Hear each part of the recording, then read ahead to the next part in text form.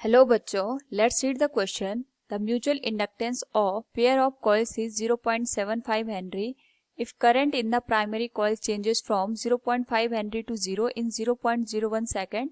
Find average induced EMF in secondary coil.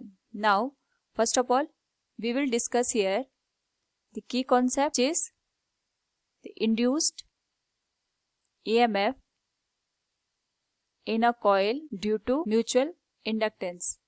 Now जब भी हम यहाँ पे दो कॉइल की बात करते हैं तो अगर हम यहाँ पे एक कॉइल की करंट को चेंज करते हैं और जो दूसरी कॉइल होती है उसमें पहली कॉइल का जो करंट होता है उसकी वजह से जो फ्लक्स लिंक होता है, अगर हम उसकी बात करें, if we change the current in first coil, उसकी वजह से वहां पे जो फ्लक्स लिंक कर रहा है सेकंड कॉइल को, that will also get change. और यहाँ पे जो फ्लक्स चेंज है उसकी वजह से जो सेकेंडरी कॉइल है उसमें ईएमएफ इंड्यूस्ड हो जाता है। तो यहाँ पे जो ईएमएफ डिपेंड करता है, it depends upon the mutual inductance and rate of change of current in the first coil. तो we can write this EMF in the secondary coil will be -m di divided by dt।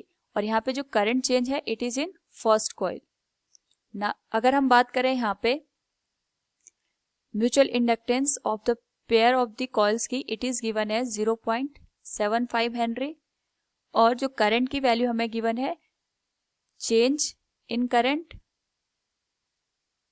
वो हमें given है 0.5 से 0 उसकी value हो जाती है, that is given as di और इसकी वैल्यू हो जाएगी 0 - 0.5 एम्पियर।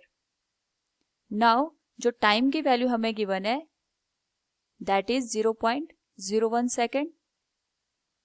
नाउ अगर हम बात करें यहाँ पे EMF in second coil, so it will be, जो m की वैल्यू है दैट इज 0.75।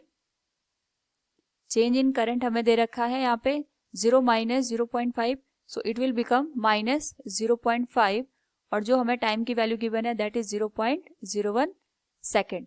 तो अगर हम इसको सॉल्व करें, EMF in second coil it will become 37.5 volt. So we can say from the given option D will be the correct answer. Hope all you understood it. Thank you and best of luck.